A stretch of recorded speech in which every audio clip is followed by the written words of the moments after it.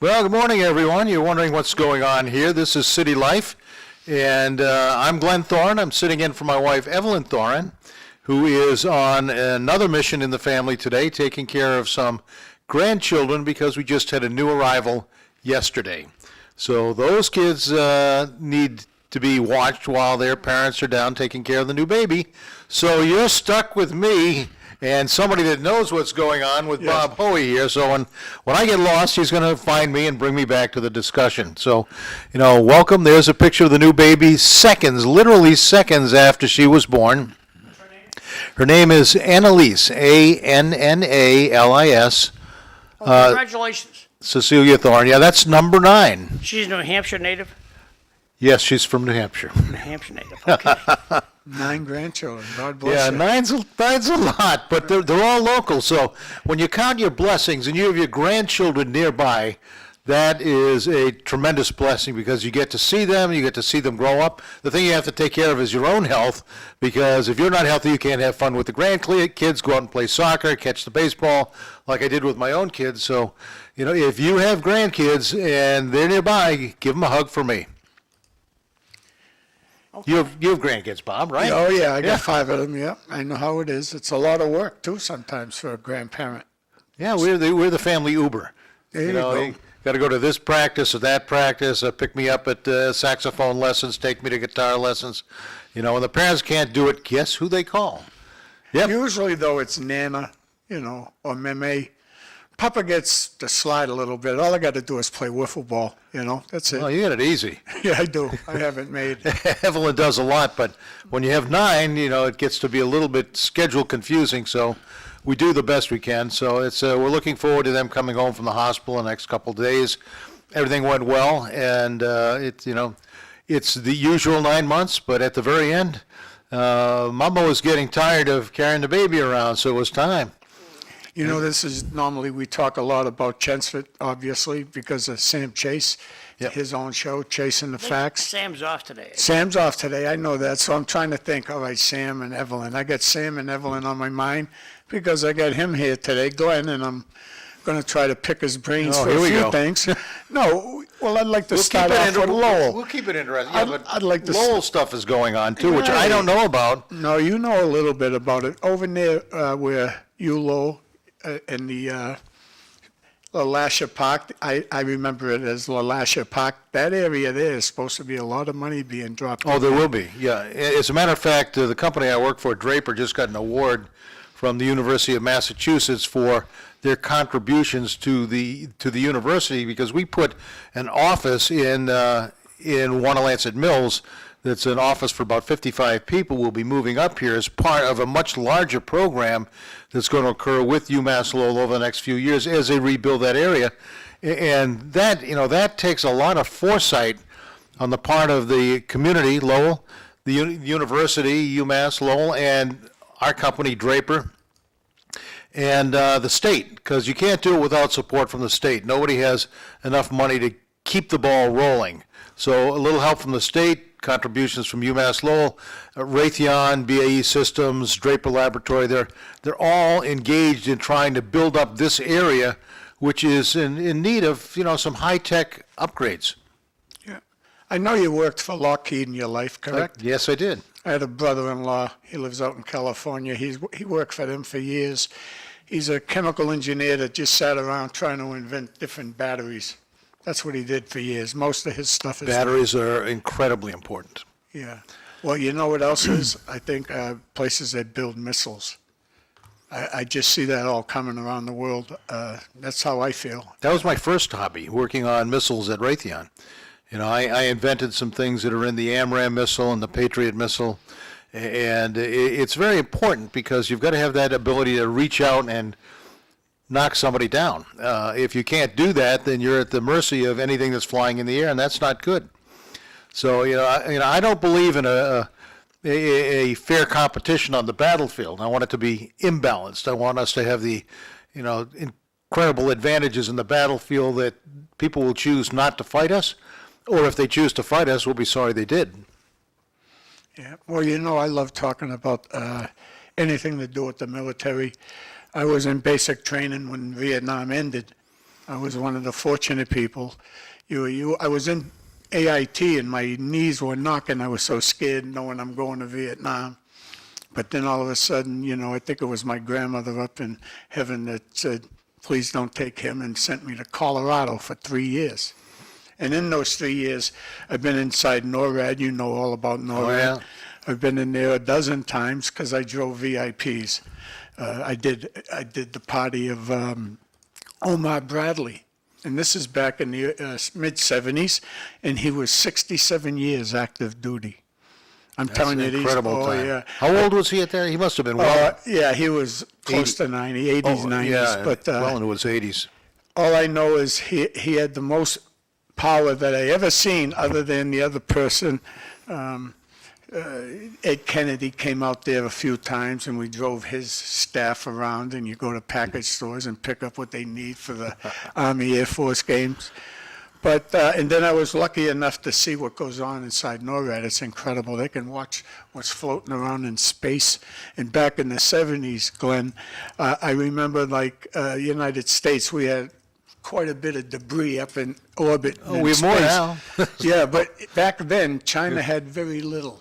Oh, literally nothing. Yeah, but they had a ton of gunpowder, let's say. Yeah. Plenty of gunpowder, but they just didn't know how to launch it. And I think that's where we beat them, technology. Well, That's just how unfortunately, I Bill feel. Clinton gave him the ability to do that. He was exchanging technology with China, sent over a lot of technology to China, and what he did was basically send over missile technology in missiles, but he said, no, you can't take the missiles apart to get at that technology in China. But for some strange reason, the first couple of missiles that we sent over to help the Chinese get into the space program crashed. They went up a little bit and they came down not too far away, and so I highly suspect that was intentional, and the Chinese went and disassembled the missiles after they had crashed. They didn't blow up, they just crashed, and they got technology extracted from the missiles that they weren't supposed to have, and the Clinton administration was fine with that. That was not a good thing.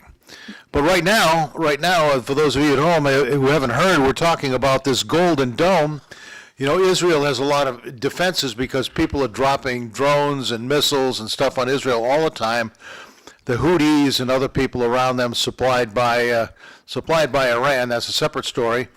But they have the Iron Dome, which is their defensive system for short-range intercept of missiles coming down on the population, and it works pretty well. I mean, if they get 85, 90%, they've done very well. So you can see that on some of the television shows where the missile goes up, weaves around, and hits the other incoming missile and blows it up, which is a good thing. That's years ago. I'll give you a separate piece of the story in a second.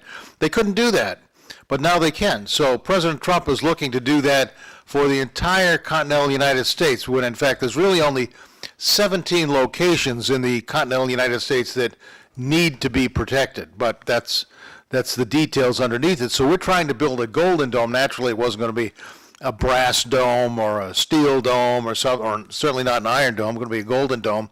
And the technology that's being involved in that Golden Dome is so similar to years ago in the early 1980s, mid-1980s, the Reagan initiative called Star Wars, which was a strategic defense initiative, and I worked on that for several years, which shows you I'm getting pretty old. So, I worked on that for several years at Lockheed out in Sunnyvale when I was working for Raytheon. I can't get into the details, but in order to defend against ballistic missiles, you'd like to shoot them down as soon as they leave the launch pad wherever. In Russia at that time was the biggest threat.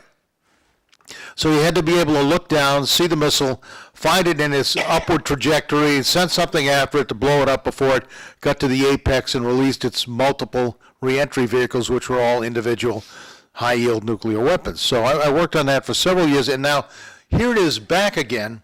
I took a meeting with an admiral in the Navy for about 3 hours, and he was putting up charts of what the Golden Dome is going to be all about. I'm saying, I've seen these charts before. In fact, I actually think I might have made a couple of them, but, I said, here we go again. But the technology now is so much better that, if we were to do it now, we would have the capability to do some things that were only dreams back in the 1980s when President Reagan was in office.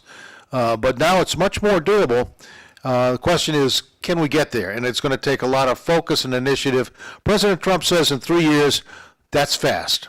We've got some stuff that can work right now, but 3 years is fast because you've got to be able to put things on orbit that can see the targets, shoot at the targets, and in space, not in the atmosphere, go down and get them. It's going to be quite a chore. They figure it to be $180 billion. I'm saying that would be a bargain because I think it's going to be a lot more than that. But if we do that, it puts an imbalance in the mutual assured destruction equation. Like everybody doesn't want to shoot at everybody else because you get people shooting back. But now, if you can prevent them from shooting at you in the first place, that gives you a strategic advantage. And, some people say that'll destabilize international policy. Some say it'll make us stronger. That argument's political. The two things, when I was in the Army for 3 years and I wasn't in combat, I was in the States. I was very lucky, okay? But I was an expert infantry badge. It's the highest award you can get during peacetime. And I'm one of about 1,200 people that got that. Out of 1,200, only a small amount make it. But I was a real pro with the M16 and a M203 grenade launcher, like on Scarface. They've replaced those with M320s now. Okay, and there was another weapon, and this is back in 1975. There was a TOW, anti-tank weapon, and I fired this many, many times. Every time I pulled the trigger, they said it was a Volkswagen. And at that time, about $2,800 a pop, and I'm doing like 10 a day. It was a weapon that as long as you could put your crosshair on the target, yes, the missile would follow it. Now, that's back in the 70s. So you know how they did that? Well, you shot them because they had a couple of wires that came out behind the missile so that you were talking to the missile, while it was flying, keeping the crosshairs on the target so it knew to go up, down, left, or right, just to make sure it hit the target. The funny part of it is it's, like I said, 1975, and if you went into NORAD, you would never think we don't have the technology to win any war. I do feel safe about this country, and thank God there's oceans that separate us. Right. But what I feel like's coming right now, if Evelyn was here, I have the perfect thing to crank her up today. I love to crank your wife up because she makes the show. I can do an Evelyn impression if you like. Well, what I would have said to Evelyn today is, what are they doing in our court systems? I just can't figure what they're doing. And I'm going to tell you, John McDonough has banged this into my head over the years, that the Democratic Party has a machine. And I'm an unenrolled person, and I think that's who elected Donald Trump. The unenrolled finally said I had enough and moved over to Trump. This is how I feel. It's an opinion show. But John always said, watch out. They're quite a party, the Democratic Party, when they start, and they're hating like I've never seen in my lifetime. And the midterms I'm a little worried about because a lot of us Trumpers or people that voted for Trump are going to feel like, it's easy. We don't have to worry about the midterms.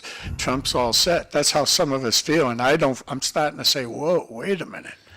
No, that's not going to be the case, Bob. The midterms are going to be very critical because you can't accomplish the things that President Trump wants to accomplish in just 2 years. You need full 4 years in order to get the economy turned around, in order to build up the military, to do the things that, essentially the American people hired him to do.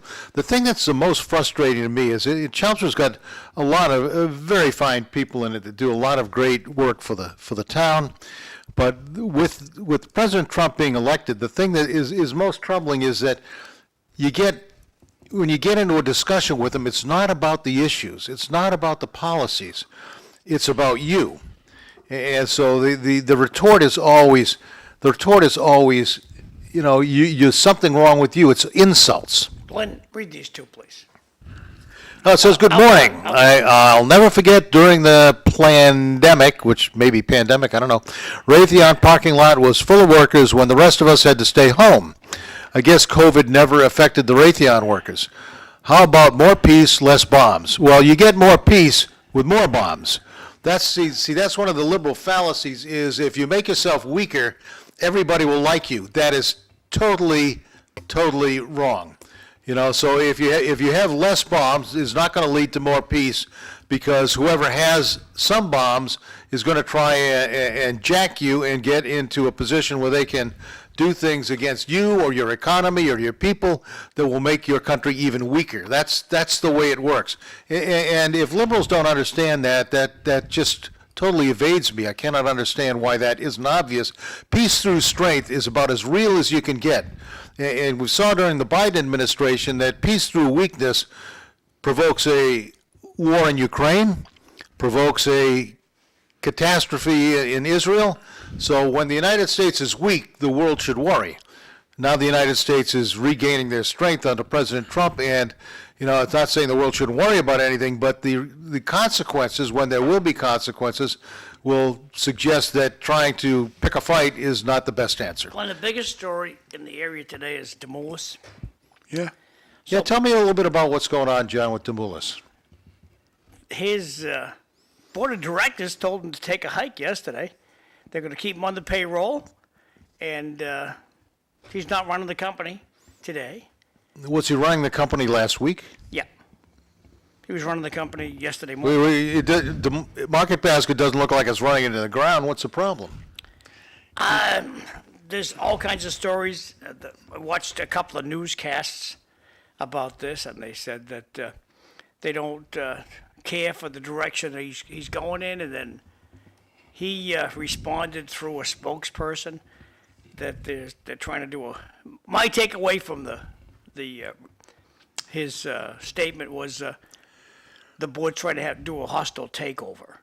So and the board said, no, we're not. So what really, today, Glenn, I think everyone would agree that people, they just make up a story.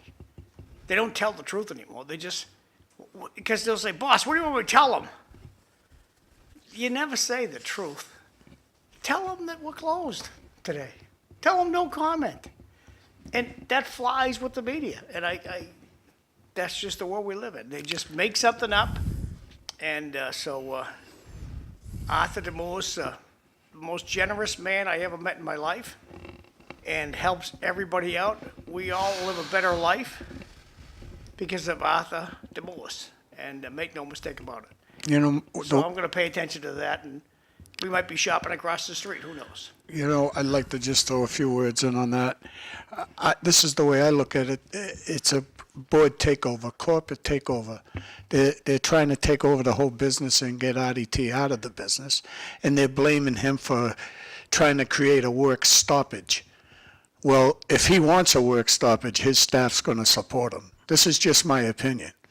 He's loved by his staff. It's something I've never seen in my life. Remember when 2014 in the Chelmsford Demoulas, they had huge crowds outside the store, across from Stop and Shop there, supporting him. Yeah, and that's what it's almost the same thing. They were trying to take over the whole business, and he's fighting back. So you think they're trying to take over the business to close the business? I don't know, they're probably going to do something like take away manager specials, which would affect me.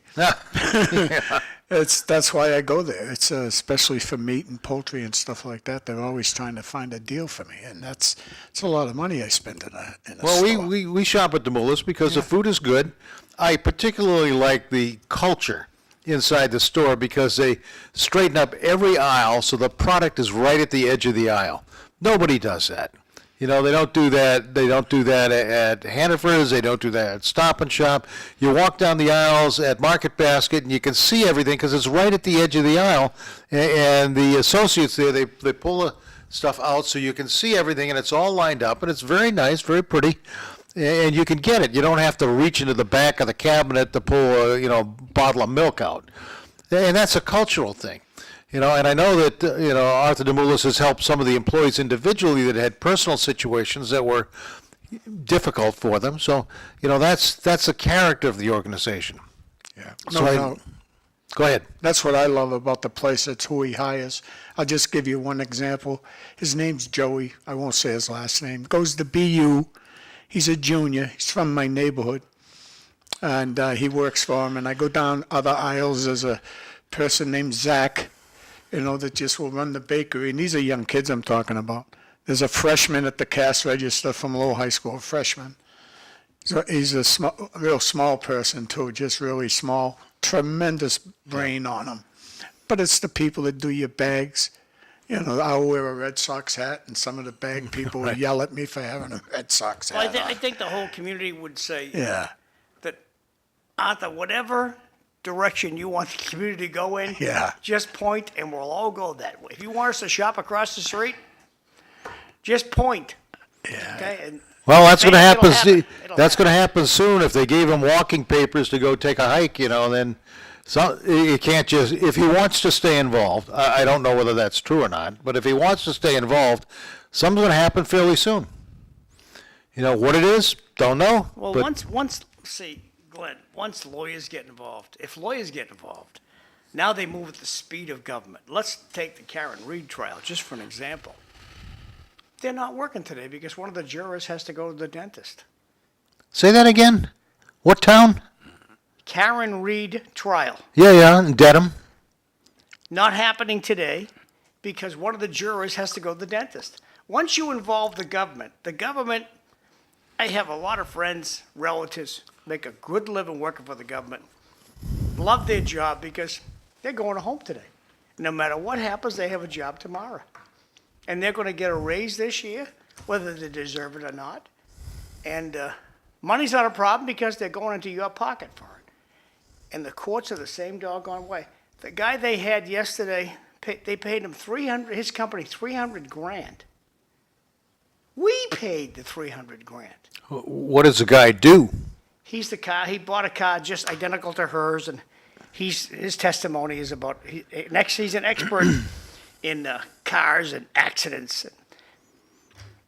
So when I found out, you're kidding me, the Commonwealth of Massachusetts, we paid in tax money $300,000 to have this character come and testify. Terrible. But Well, we print money so we can give it away, right? we have to pay it back. Yeah, there's no such thing as free college. There's no such thing as a free lunch. So everybody says, well, all community colleges ought to be free, and we ought to be able to go to college and state schools for free. And I keep saying, well, what do you mean? What's this free stuff? You don't pay the teachers, you don't pay the janitors, you don't pay the administrators, you don't pay the electricity. It's just a new job place, a place where all the politicians can get their friends' jobs. Yeah, and I think you can get free Middlesex College anyways. In Lowell, you can get it for free. But it's not really free. No, but in Lowell... Somebody's paying for it. Well, yeah. No, I hear you there, yeah. no doubt, but We live in Massachusetts. Getting back to Arthur DeMoulis' situation, once somebody calls a lawyer, the first thing the lawyer says is, slow down. And you call, hey, what's going on? We don't want to rush this. So once... Why would they say that, John? Just why would they say that? Glenn, I have lawyers in my family, love them, great guys. When it comes to work, you don't get a straight answer. They move at the speed of the court system, which is slower than government. And the reason they do that is billable hours. It's all billable hours. The longer it takes, the slower it moves, the more hours in the day. I know that because I spent hundreds of thousands of dollars on lawyers, and I was spinning a company out of Lockheed, out of what was at the time Lockheed Sanders. We had a huge amount of money from venture capitalists, but in order to get this company out, we had to put agreements in place between Lockheed and the new company and the venture capitalists, and the lawyers were the biggest pain in the butt you could possibly imagine. I gave them a finished document to just review over the weekend because everybody had agreed to it. And I get a call Monday morning. Well, we looked through the document, and we really think it ought to be divided into two separate pieces, and then we'll have to rearrange the information in both of these pieces. I said, whoa, wait a minute. We already agreed to this document, and now you want to take it apart. He said, well, we had 4 or 5 people looking at it over the weekend. I said, oh my gosh, it's more billing, and that's why you run up hundreds of thousands of dollars with lawyers. I mean, it was a big deal.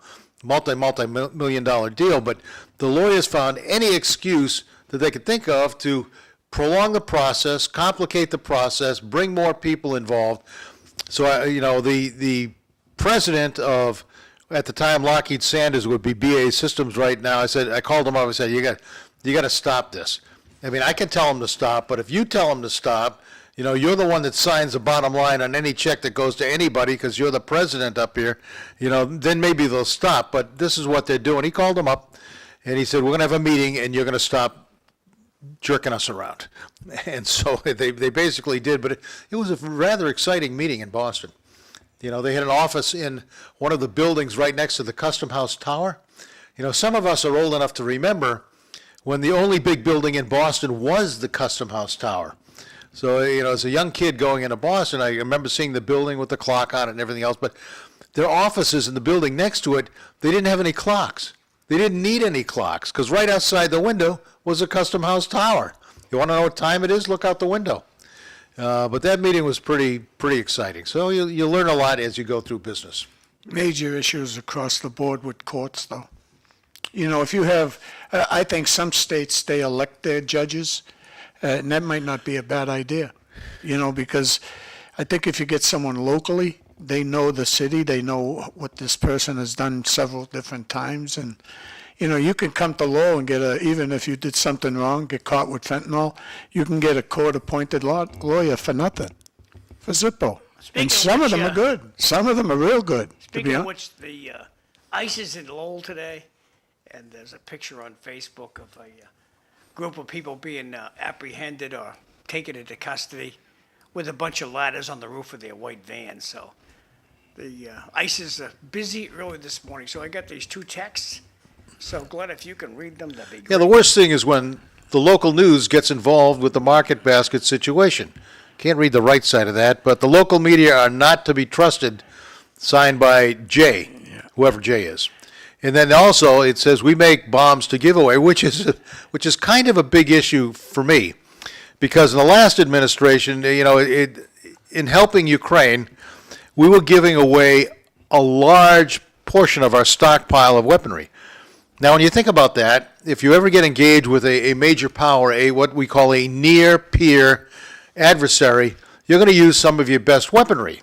And if you do that, you want to make sure you have enough stockpile left so you can fight for a little while. But right now, some of our stockpile is so depleted, it'll take 3 to 10 years to refill that stockpile of weapons that we have given away. Not necessarily just bombs, but mostly missiles, defensive systems, and everything else. But they're all very expensive. So you look. After we get this text by us, I want to ask you about the Abrams tanks. Lawyers are great at spending other people's money. Isn't Congress filled with lawyers spending the government into oblivion? I'm pretty sure you could figure that out. Now, Glenn, I got reports from Al Jazeera that USA, we sent 30 Abrams tanks to the Ukraine. 20 of them completely destroyed by drones. Do you think tanks are dead, gone? They're going to have a tough time living. I didn't know that number. I'll have to check that out. I get Al Jazeera too when I want to, but I'm very careful about what sites I connect with because. Well, okay, I lied then. Okay, the Abrams tanks the point is, Glenn, my take is tanks are done with drones. Tanks are done. Yes and no. But right now, until we get some way of stopping the drones, the answer is yes. I was going to talk to Bob when he was talking about the TOW missile, which is it's a pretty big missile, and it had a wire running behind it. But now the Russians have created, if the reports are correct, drones with fiber optic cable as thin as a human hair that they can play out for miles. And what that allows them to do is see through an optics fixture on the drone the way they're flying. Now, normally, drones you can fly, and as John knows, and you can see what they see because you've got a communications link. So if the drone is looking down, you can see the city or the town or the cars, whatever else. So if you see a tank or something you want to blow up, you just dive on it and blow it up. But that's with a communications link using radios. The Russians and the Americans, certainly, we know how to jam radios, so if drones are run that way, we can shut them down. But if you have a fiber optic cable behind the drone, you can't shut it down because the only way you can shut it down is to cut that cable. And if they can string out a couple of miles of fiber optic cable so that they can drive the drone with their little display set just by looking through the fiber optic cable, there's really no way to stop that. That's a problem. So they took the tow missile, miniaturized it, put a drone package together with some C4 or other explosive, and now they can see their targets and fly them with fiber optic cables. I thought that was fascinating, and I asked myself, why don't we have that?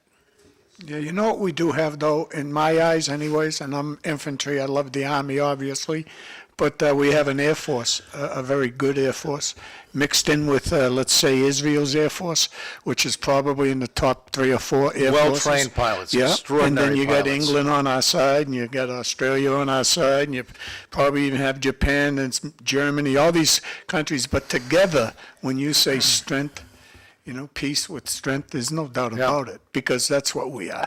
Our Air Forces control, our allies and our Air Forces controlling the world right now. That's how I feel. I feel it's all above us. Like drones is one, but the jets that we have, and I've met so many different pilots in my lifetime. Incredible people, incredible.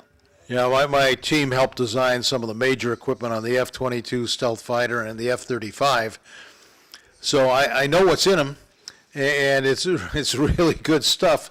So as long as the other guys can't find our aircraft in the air, and that's generally the case, we can go to wherever we need to go, see what we need to see, and leave what we need to leave. That's why, Iran should take seriously the threat that if they don't back off from what they're doing, we might just help Israel stop by and deliver a message. If they don't want to stop enriching uranium, and the only reason they want to enrich uranium is not for local power companies. They have no credible plans to build nuclear power plants. It's mainly to make atomic bombs. Now, if Iran, who is paying for all the terrorism in the Middle East, most of it, not all of it, has a nuclear weapon, they'll use it. Just to show that they have it and can use it, which should scare everybody else. But, if we put them out of business, number one, financially, which the first Trump administration did, and then the Biden administration came in and started, lifting the sanctions, getting them billions and billions of dollars so they could fund terrorism again, including it with Hamas and Hezbollah and the Houthis, all beginning with H. But anyway, they give them the money and the equipment to terrorize Israel and to attack the ships in the Red Sea. That's where the problem lies. So if they're not stopped from getting a nuclear weapon, which the Biden administration essentially supported them doing, then it's going to be much bigger problems in the near future. So something's going to happen. Either we get an agreement in the next few weeks that says that we can go in and inspect their nuclear capabilities, which includes their centrifuges and their uranium enrichment operations, and they have to stop it. Because if they stop it, we can supply them uranium for nuclear reactors. We can supply them the fuel rods for nuclear reactors. And, we could even help them build some nuclear power plants, which are no threat to us, if that's what they want. But that's not what they want. So that's how I felt for the past few years, especially when I became a big supporter of Trump's, was I just wanted safety for my 5 grandchildren. Of course. And everybody else's, and I felt like we were weak. We were going down the drain. That's how I felt. And now I feel there's a ray of hope. Just the word hope. I just think we could keep peace around the world. And I think Trump's doing a great job. But, I live in Massachusetts. Trump is... You may find some dissenting opinions. Oh, it's crazy what you deal with, even within your own family. You can't even have an opinion with people. No, that doesn't stop me yet, so. Oh, me either. Yeah, so, the part I was going to mention earlier is, it's very sad for me, some of the good people that I know in Chelmsford that are helping the town in many different ways. You try to get into a discussion with them, or they provoke a discussion with them, or make a statement that is absolutely ludicrous, and you get into a position, you want to debate it. You want to present a set of facts that refutes what they're claiming, and hear what they have to say to support what they're claiming. And the first thing they do is they insult you. They don't want to deal with the facts. They want to call you every name in the book that they could think of. You're a disgrace. You're a mental moron. You're supporting what do they call them, the Mango Mussolini and stuff like. So I said, look, I'll make it simple for you. Why don't we, on City Life or on Sam Chase's show, Chasing the Facts, or another show I'm sure I could set up with local TV, let's have a debate. Yeah, instead of you just sitting there calling me names and saying terrible things about President Trump because you're so upset you can't think straight, why don't we just have a debate? You bring in your political opinions, I'll bring in mine. We'll advertise it. We'll spend a couple hours on television. We'll try to pump up the audience so that the community can hear what you think and hear what I think, and let's just talk it through. I've made that offer to 9. That's 9 people. You know how many people took me up on it? None. None. 0. 0. Why? They're going to lose. Why? Nobody's going to go to a fight they're going to lose. Yeah, but if They'd rather they keep throwing their rocks. if they have the facts and if they have the convincing evidence it's something other than what's convincing them, just let's tell the public, and the public can decide, is it this way or is it that way? Who makes more sense? Who's working with logic and facts? That's all. And still nobody wants to take me up Well, on the it. facts are twisted. Okay. You know, Twisted by who? You read facts that you like. You don't quote facts you don't like. Oh, I do occasionally. Occasionally. I do occasionally. So, if the facts show me something I should be concerned about, for example, last night there was a 3-judge panel that said that all of Trump's tariff decisions and statements are not legal. They're all gone, yep. Yep. So they're all null and void. So he can't do any of that. And I'm going, what? The facts that I had seen previous to that is he had the capability in an emergency, which he considers other countries, having very imbalanced trade policies against us as a national emergency, threatens our national security. I agree with that. It does. It should. He's allowed to do this. And the 3-judge panel said no. I mean, there was a Trump-appointed judge. There was I think there was a Reagan-appointed judge, and I think there was a Biden-appointed judge. So clearly, that's, again, the courts getting in the way of Trump trying to execute policy that's good for America. Shouldn't they? Is going to have to go to the Supreme Court. Shouldn't they? So the important thing that President Trump is doing is getting government spending under control and exposing the corrupt Democratic Party and fake news media.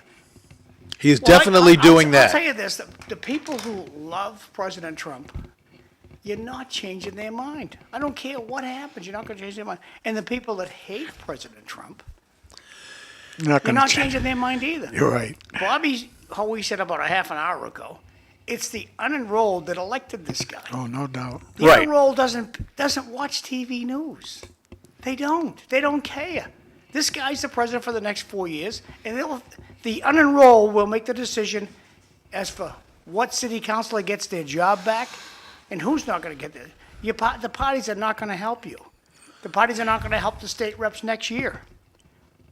There are more unenrolled voters than there are party members for both sides collectively. Now you're talking particularly about Massachusetts, right? So one of the here, things yep. that really surprised me and pleased me at the same time is there's a national poll that's ongoing. It happens during the year, every year, several times a year. What do you think about the direction of the country? Poll's been going on for quite a while. And a few days ago, for the first time ever, the majority of the people polled in this nationwide poll, which includes Republicans, Democrats, unenrolled, or whatever they call themselves, said yes, the majority said the country is headed in the right direction, which is why President Trump was elected, and a lot of the Democrats were kicked out Wait a second, because what channel on TV said this? it was all on all the channels. You wouldn't have saw that on ABC. Well, I saw it on CNN, I saw it on Fox News, and there's another channel called, I think it's News Nation. Yeah, they're pretty cool. I like News Nation. Yeah, News Nation, and they all say, well, what just happened?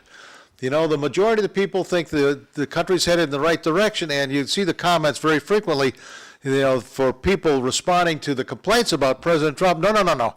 This is what we elected him to do. Things like Doge, right?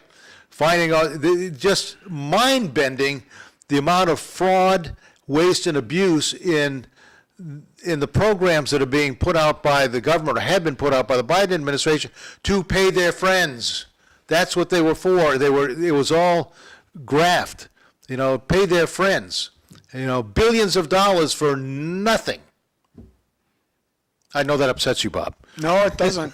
I like what's going on. I really do. Even I look at things locally more now than ever because there's an election going on. And I just watching the last city council, the first word that comes to my mind, Glenn, is grandstanding. It was beautiful watching some of them grandstand. We have one guy, his name's Eric Gitch. I don't know if you met him yet in your life, but he is doing a fabulous job as a city councilor. Can't get more than 4 votes, and to me, he's the best I've seen in my lifetime. And the mayor that we have right now, to me, is one of the best mayors I've seen in my lifetime also. Basically, 2 guys doing their job, but now you should see the grandstanding going on. It's beautiful to watch. Anytime there's an election come out, they're going to say and do what you feel will get your vote. You know, that's all they're doing Oh, yeah, right but that's the whole issue with President Trump versus, you know, the Democrats who are just trying to say things that they'll never do, you know, and lie to you about what they're trying to do. Is when they're grandstanding like that, they never deliver. President Trump, you know, this is the easy one. I'll use the easy one as an example. We need an act of Congress in order to slow down the immigration across the border. You know, we can't really do anything, and the border is closed, but these millions of people keep coming across the border, even though the border is closed. I'm telling you it's closed, but we've got 20 million people that cross the border.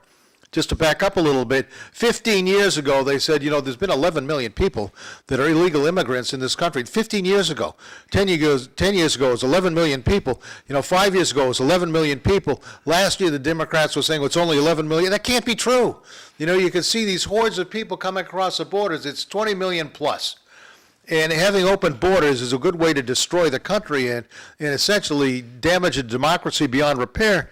But, you know, the Democrats keep saying, well, the border is closed and you need an act of Congress. And President Trump came in, closed the border in 30 days, so there was just a trickle of people, and they get most of them.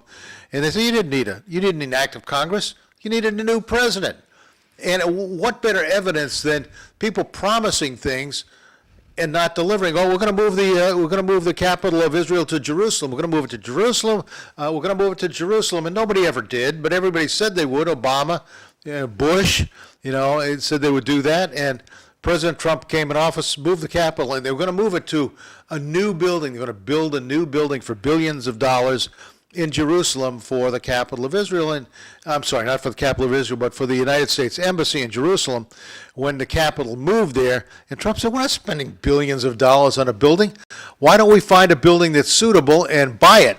Which they did for less than $1 million. So, Glenn, read this one. No, Congress is the branch of government that spends the money.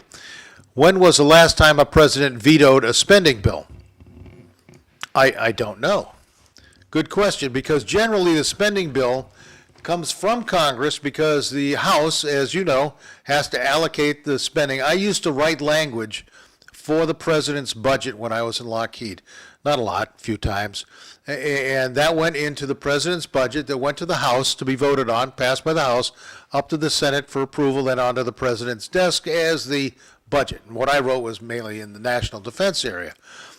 And so and the bill will be signed because it's been agreed to by both parties going through the House and Senate. So I don't remember the last time it was vetoed. Do you, writer? Can you who just texted in say when the last time the president vetoed a budget was? The problem is, as Secretary of Treasury Besant said and others said, it's not that Well, let me ask you. we're not taking in enough revenue, we're just spending too much. Isn't President Trump spending more money now than ever? Yeah, I believe so. Probably. And how is that okay? Say that? How is that okay? It's not okay. It's not okay. See, here's a fundamental problem. There are even some Republicans in the House and Senate that want to make sure the budget increases to support their constituency. Now, the Correct. Democrats, that's not an issue. The budget always has to increase, taxes always have to increase, so the president is looking at this, big, beautiful bill that is definitely a big bill, and, it's got some great stuff in it, like, there's things that people are interested in, the working people, no tax on tips, I love the no tax on overtime.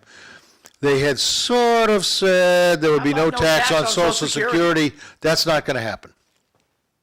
That's not going to happen? I heard it passed. Well, it's not. If you make less than $75,000 a year on the side, there's no tax on Social Security. So that's not exactly no No, tax no, on tell Social me Security. exactly then. That's a means test. That's a means test on Social Well, Security. would you So agree that passed? do I believe it passed? Yeah, some version of reduced taxes on seniors who are getting Social Security did pass. Did Evelyn bake goodies? No. She didn't bake any for us. She baked them for the grandkids, which they were very happy about it. So I think it was brownies or something like that. But she's got grandkid duties for a couple of days now anyway, if not longer, when the baby comes home. So we all have to make a sacrifice when some good things happen. Good things don't happen without sacrifice sometimes. So, When you live in this state too, another issue that bothers me is I was a 40-year roofer. All I did was shingles and rubber, I repair don't like slates. that. No, I know, but now a lot of the illegal immigrants are scared. I know places what repair their trucks and stuff, they won't even go in there. They're just really scared. So it's having a big effect, like in Nantucket down there. They're crying all over the ice. They're yelling all about ice because they're losing help. Yeah, And the cheap labor. Yeah, if you go to Hampton Beach, many years, I've been watching Hampton Beach for years. A lot of Russian people work down there at all those places, serving the food and working in the concession stands. The Russians got shut out years ago. Yeah, but it's just, it's starting to really show. We're hurting for help. I wonder if the same thing must be happening down in Florida and the crops and people trying to get these people, they're having a hard time. Well, the people down at Cape Cod are ticked off because they don't have their cheap labor. Yeah. And they can't scare the help now. I'll get you deported, and now the guy will make the bed whatever you want him to do, he's gonna or she's gonna do. You know, But they don't have that cloud over them. it used to be when we were younger, John. And you looked around at the service industry and stuff. There weren't a high population of immigrants, as I recall, and I remember this fairly clearly. They were young kids. They were people that just married, getting maybe a second income. Generally, it was one working person in the family back then, and maybe the wife would pick up a second income. But it wasn't like it is today, where in many cases both parents have to work in order to make a comfortable life for their family. It wasn't like that. We didn't lock the doors in our house. My father had this habit of he left the keys in the car so he wouldn't forget where he put them. And they were always in the car the next morning, so that would. Well, nowadays you have to lock your car wherever you go. Junkies live everywhere. Drugs are a big part of our problem that continues to get ignored. Mental illness is a bigger problem that we continue to ignore. And we look to the government for help, and the government is here for self-preservation. The government is not here to help you. And if you think the government's here to help you, you need to get your head examined. Well, they do have certain roles they can play very well, like the highly efficient and competent registry of motor vehicles in Massachusetts. They're always there to They have to help. go there. They have no competition. If I could go to New Hampshire to get my driver's license renewed, Mass DOT would do a much better job. They have no competition. You don't like it? Move. That's our motto in Massachusetts. Yeah, I And know. Lovely Lowell. I know. You know, I had a lot of things I liked about Trump. That's why I voted for him a few times. But the best thing I liked about him is when I seen him pick Kennedy as the person to lead the charge on Right. getting us all healthy. Right. It was one of the best things I seen Trump do. And I'm looking at the Kennedy family, the way they were treating him. That was terrible. Because they're diehard liberals. Yeah, it You know, was so terrible. when we were growing, again, back to the old people room here, but when we were growing up, we had phys ed in school. You know, we were climbing ropes, we're doing chin-ups, push-ups, all that sort of thing, to the point where, we get a little bit hot during the day and we had to go back to class because President Kennedy wanted a healthy America. President Kennedy wanted that. He knew that, fat people were not going to be able to protect the country. He knew that, healthy population had a much higher academic achievement level, and we just let it go for a number of reasons. The pharmacological industry was supplying pills for every ailment that you either had or imagined you had, so there's a pill for that. That's a famous statement from years ago. Oh, there's a pill for that. Well, that's where they made their money. But right now, RFK Jr. is trying to say, look, America's got serious health problems. Now, I don't agree with him on everything, but most of the things he's talking about need to be investigated. We need to do real research on whether or not drugs are affecting the population in a negative way besides supposedly helping them. The vaccine, for example, if you didn't get the vaccine, you couldn't work. If you didn't get the vaccine, you were kicked out of the services. If you didn't get the vaccine, you couldn't go to school, you couldn't do this, couldn't do that. And every place that you went, you had to be vaccinated. You couldn't fly unless you were vaccinated. That's and right. then they figured out the vaccine made you sick. So, true for you, Glenn. Okay, most kids nowadays are babied and don't have to have a job. The parents give the kiddos everything. Some parents do, but let me speak for my own family. Some parents don't. And I know how my kids act with their kids because I check on them all the time. And the kids have chores. The kids are expected to respect their adults. And it says, following up on what's on the screen here, is Would you according to agree that Google, it those was children are in the minority of America? what? Those type of children are the minority in America. Glenn's type of children. Yeah, the way my kids treat their kids, which is kindly but strongly, maybe the minority. According to Google, it was in 2020, President Trump vetoed the National Defense Authorization Act for fiscal 2021. Congress later overturned this veto. My guess would have been 30 years ago was the last time there was a veto. Okay. So Bart, thank you for looking that up for us. Really appreciate that. But back to the kid part, if your kids are behind their screens and doing video games all day, that's your fault. That's not the kid's fault. It could be your fault for providing a screen for them to be behind, but those parents that manage their kids' time behind, it's not a bad thing to be behind the screen, to learn how to use computers and other stuff, but to spend your life there on video games. When we were growing up, we were out playing, baseball, riding our bicycles, going to the playground, doing various things that were healthy. Video games are not healthy. I call them video drugs. If your kid's on video drugs, you really need to take a close look at that. Even adults, sometimes they get locked into the screen because they got beautiful colors, and you can play games where you win rewards, and then you got to pay them more money. AI has now taken over the development of iPads and iPhones to make you more attracted to their games. Yes, blame the parents on why most of the kids now nowadays are overweight. Sorry, interesting sentence, couldn't even read it.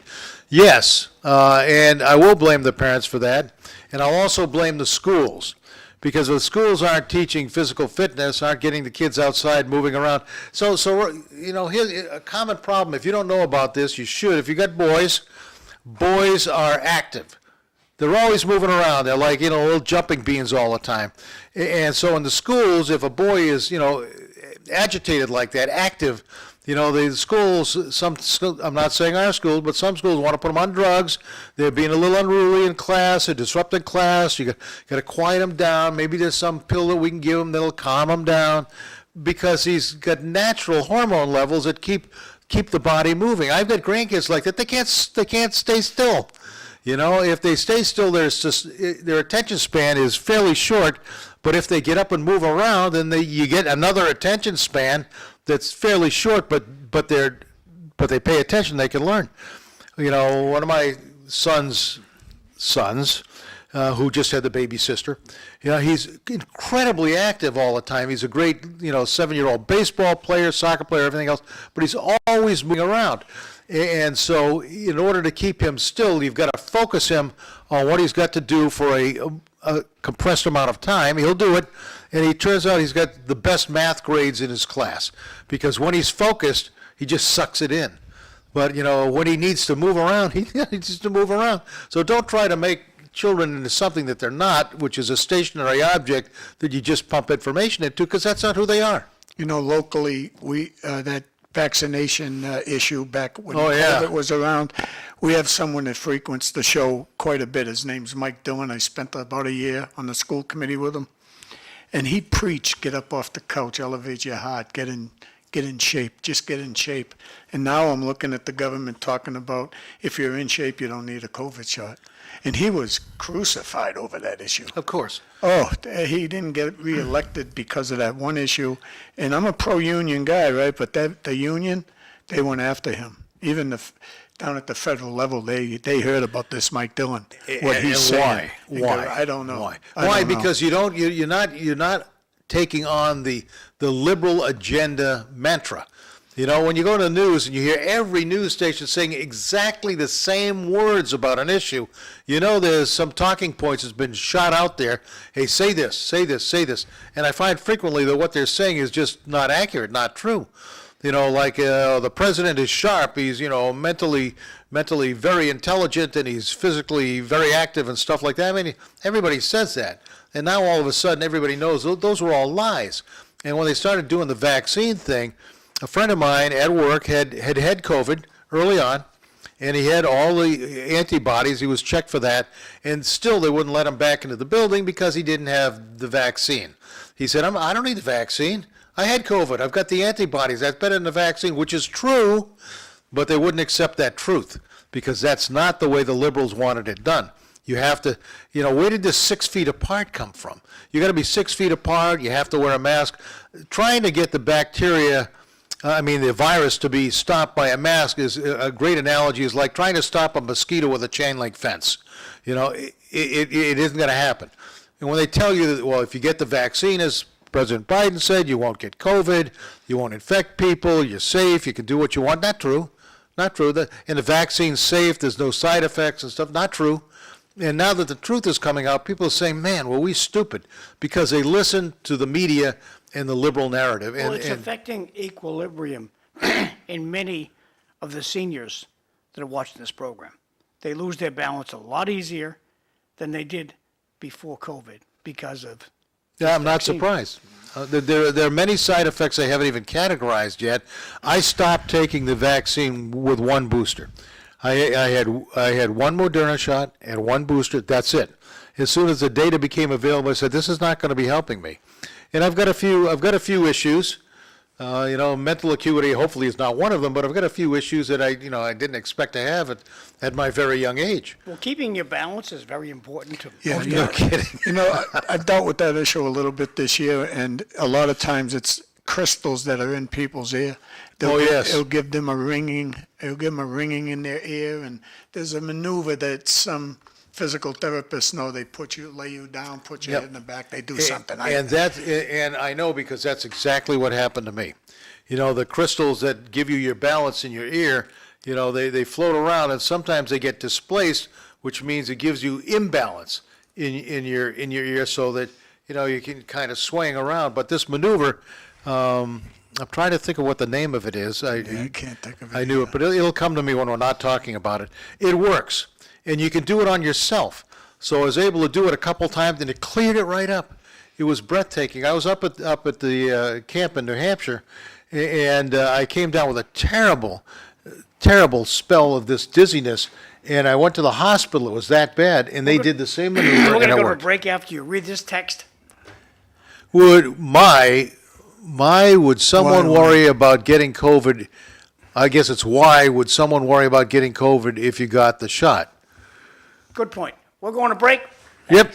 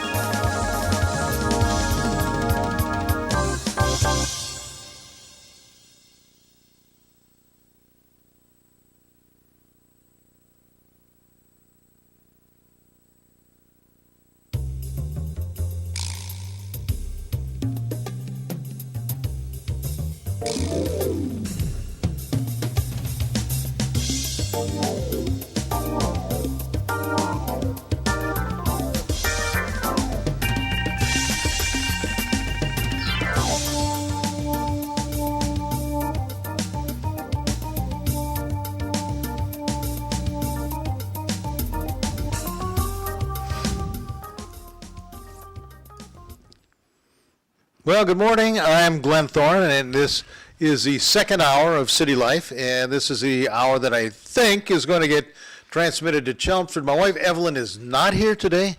I said in an earlier part of the show that yesterday at 2 in the afternoon, we had our 9th grandchild. So Evelyn is, what should I say, managing this little girl's sister and 2 older brothers, and there she is. This is merely seconds after she was born with the fat cheeks, and that's Annalise Cecilia Thoren.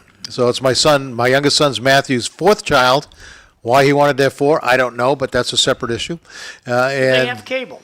Pardon? Do they have cable?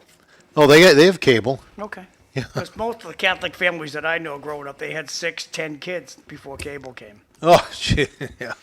Yeah, And my friend Sam Chase is off today, and I talked to Ned Tommy last night on the phone. He's going to a rehab again, somewhere in Lowell, and I'll let you know when I find out. No, he's in New Hampshire.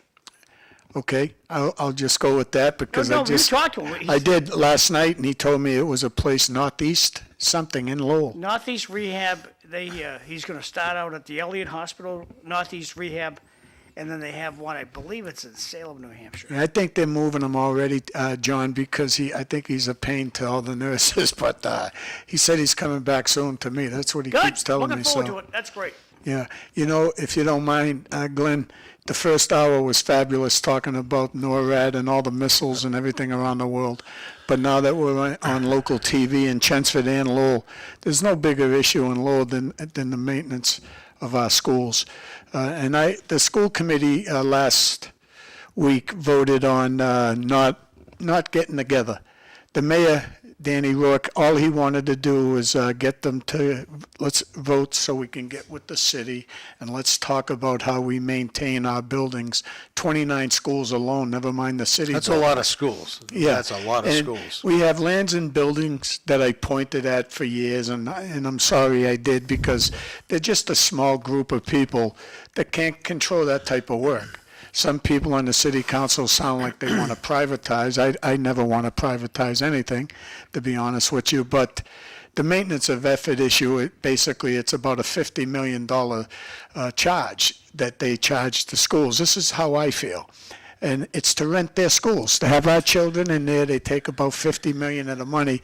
And the school committee, I can see why they didn't vote for it, because they don't trust the city. They haven't for years, and we haven't maintained our buildings for years.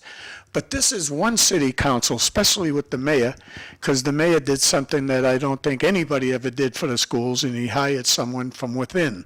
And I love career ladders. When 1,300 teachers see you can make $250,000 someday, work hard for it. So that alone made me really like this Danny Rourke, our mayor. But all he was asking for is, let's get together and talk, and they couldn't do it. So he wants to get the school committee Yeah. and the city council in a room Yeah, and talk about the maintenance of the schools. right. And you could What the bring heck's up, wrong with that? and you can bring up maintenance of effort issues if you don't believe that 50 million's the right number. But it's an issue that we've been fighting over. A guy from Chelmsford, Dr. Kafawi, Salah Kafawi, when he was our superintendent, he's the one that opened that can of worms by mentioning it to me. So And then wait- I mentioned it to Steve Gendron and Bob Gignac, because we were on that subcommittee about facilities. So what's happening with the schools? I mean, are the bathrooms falling apart? Are the rooms dirty? What's the problem? Let's pick where everybody votes. Belvedere, what I like to call on John McDonough show, the swamp. The Riley School, it's something built back in the 40s. Electrical problems, no AC, terrible. They had no heat. in No AC November. can be Yeah. a problem, yeah. Yeah, so just those things alone, this school committee should understand that this city council has done more for schools than I've ever seen. So you finally have someone that wants to be on your team and work together. And that's what, because a custodian cleans the schools. Right. That's what they do. That's what their job is. Right. But a lot of them are security guards watching the schools, safety stuff. They do a fine job. Only issue I ever had with that, when you got 100 custodians and more than half don't live in Lowell, that bothered me a little bit. But this is a city council the school committee should trust. And that's why I'm running, just to be able to talk about things like that. But the maintenance of effort issue, which is bigger than I am. I don't know much about it, other than they charge you for plowing the snow around your schools, repairing your schools, and they get about $50 million to deduct off what they do for the schools. You know, schools need to be safe, they need to be clean, they need to be as comfortable as possible, and they need to be well-equipped. Because if they're not well-equipped with the things that you need to teach students, like internet connections and the appropriate amount of, display boards, if you want to show something to the students, if they don't have that, then they're not serving their needs to educate. Chelmsford had this problem years ago with maintenance. I'm not sure everything is completely solved yet, but the important thing is everybody's looking at it all the time. It's not like, if the schools were dirty, you're going to hear about it in, a week or two. If something's broken, you're going to hear about it instantly. If the kids can't get the appropriate teaching equipment, then you're going to hear about that instantly. So, but the important thing, everybody's looking at it, and so when you need to deal with it, you deal with it. We're not as complicated as Lowell is as a city, so that, you've got those issues, but I don't see any reason why the school committee and the city council can't be meeting on a regular basis to talk about these things, at least, 4 times a year. That's nothing. Are they? Yeah, no, they don't even want to get together, the schools, and I think it's more union stuff than anything That else. doesn't make any sense, Bob. No, and Paul George is the leader of the teachers union, which is one of the better union leaders to me around. He's on the tail end of his career, but he never wants to help this city at all because he thinks they're ripping us off. That's how he felt. That's just my opinion. So the school gets all the money they need to maintain and do everything they want in the schools. So all the city council does is help, get that through the process of making it a legal financial item. Yeah. Glenn, I don't get that deep into the weeds, but I do look at one number all the time. Is in roughly $250 million budget in our schools. That's a lot of money. It's a lot of money. And I would say somewhere approximately 87 to 88 cents out of every dollar goes to pay staff. Yep. So when I looked at that, when I was on the school committee, that means there's only 12 or 13 cents left over to do everything else. And then I say to myself, wow, we do a pretty good job for that when you look at If you can get it numbers done that with way. 12 cents, yeah. That's right. And Yep. so that's, I think, the biggest issue is the millionaire's tax. That's where I'm trying to get to, too, with you. The millionaire's tax. I'm not sure if you're a millionaire, but you might be because you're from Chelmsford. No, but That's a pretty steep assumption. that's okay. When I heard that come out, I heard it was supposed to be almost like a 50-50 split. Half goes to the schools, half goes to infrastructure and MBTA. And they ended up giving them much more, about like 800 course. million, and get the schools only 300 million out of that Of course. billion point four. And that had a It's like, big it's effect. like the lottery. It's like everything else. It's going back to the cities and towns, except when we want to cap it, and then it goes back into the general fund. I mean, you could have bet real money that was going to happen. Yeah, but we're lucky to have you, Chelmsford right next to us, and Billerica. We have some nice towns surrounding Lowell, there's no doubt about it. And people in Lowell, you should be looking at Chelmsford, Billerica. If there's open seats, they might take you because the child goes, money follows the child. Right, So- and we do that, and Yeah. Chelmsford does that. And the important part is, and the other thing is, you can learn from your neighbors, because Chelmsford went through a lot of budgeting process for the maintenance of the school. So maybe, Jay Lang's got some lessons in there that could help the school committee. Jay's a really good superintendent. Now we're looking at building an up. We don't build many schools in Chelmsford. We're what should I call financially conservative. They hate to spend money. We didn't have a high school auditorium. One of the few schools in the state that had no auditorium big enough to have events in, and it's crazy. And so that's one thing Evelyn did years ago, was push to get a high school auditorium. Now we have a beautiful auditorium, hold 1,000 people in Chelmsford. So that was a great change, and I like to show the grandkids. Your grandmother has a plaque on the building here because this was a major engagement when she was on the school committee. But things like that, we still don't have a pool. There's no pool in Chelmsford unless you are in Yeah, one of many the two swim backyards have clubs. 'em. Pardon? Many backyards have pools in Chelmsford. I've been out there, pool parties. You have some lovely pools. He's talking about a pool inside the high school or something like Yeah, that. we have no school or town pool. Do you have what do you need a pool for? Swimming. My oldest son was on the diving team in Chelmsford High School, but we could never do it in Chelmsford. So they've got two swim clubs. So does he have a career in diving? A career in diving, no. But it was a great sport. You guys have a wonderful education system out there. Yes, we It's do. working well. And a Jewish mother told her Jewish son, and I saw this happen. Went over to the kid's house, and he said, "We're going to go and build a clubhouse today." And she said, "You're staying home and you're going to read a book. You're not going to go play with a hammer. You're going to read a book." And she insisted that's what he do. And that's why Chelmsford has a good school system. Well, yeah, there's a lot of that. And you'll find that there are Read a many. book. Okay, Glenn, you got these two. Oh, to Glenn and Evelyn, congratulations on your newest bundle of joy. Evelyn's homemade baked goodies is still the best part of the show. Oh, I have fallen short. If the school buildings are falling apart, where did the maintenance money go? Obviously, it's not going towards the schools. That one's for Bob, but thank you very much for the congratulations on the first one. And we'll tell our son that he made national news on the television show today. Yeah, and the money has been going into the schools for maintenance because of this city council and this mayor. First time in maybe 50, 60, maybe 70 years that we've ever maintained our schools. So that's it. We have lands and buildings and nice people. I don't believe they're equipped to handle the big job that it is. 29 schools is a lot of schools. Well, if they can't handle it, somebody must be able to handle it. Either it's people that are hired within the school system or somebody outside. Well, we do have a city councilor that's his job at the Greater Lowell Technical High School. Eric Getcher, again, I bring his name up many, many times. Nobody knows more about maintaining schools on our city council than that man, so. Bobby, let me just back you up a little bit. Yeah. Okay? We have two entities in lovely Lowell, Massachusetts that have plenty of buildings. Enterprise Bank is one of them, and the Moore's Market Basket is the other.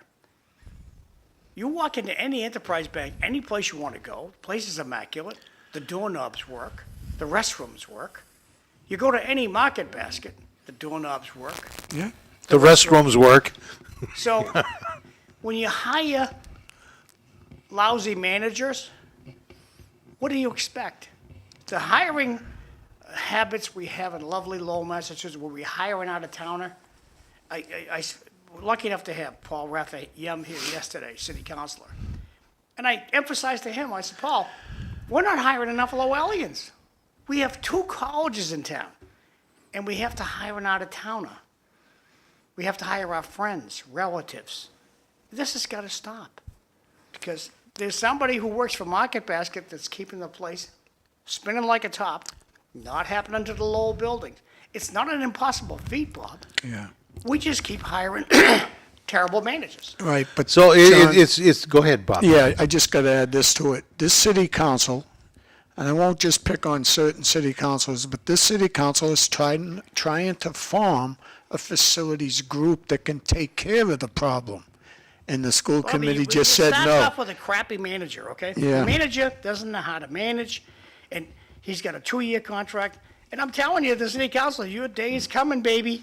Well, it's going to The continue to unenrolled go are because paying attention. the school committee just shut them down on it. They don't want no part of helping out the city in any way, shape, or form. They don't want to sit down with the city to talk about maintenance of effort. That sounds So- like an adversarial Yeah. relationship. Am I wrong? No, I you're mean, right. it sounds adversarial.